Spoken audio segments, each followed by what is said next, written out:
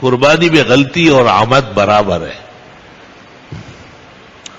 کبھی جانور نیچے کھڑے ہیں اور اینڈ ٹائم پر کسائی کو یا کاٹنے والے کو مغالتا ہوا.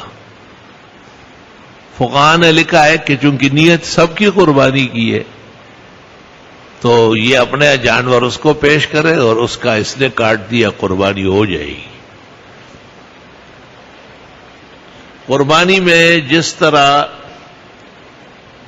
قربانی کی نیت ہے اس طرح ثواب کے طور پر بھی اگر کوئی شریک ہوا کہ میں نفلی یا ثوابی قربانی رکھتا ہوں یا اپنے مرحومین گزرے ہوئے مسلمانوں کے لیے ثوابی قربانی پکڑی، درست اور صحیح ہے.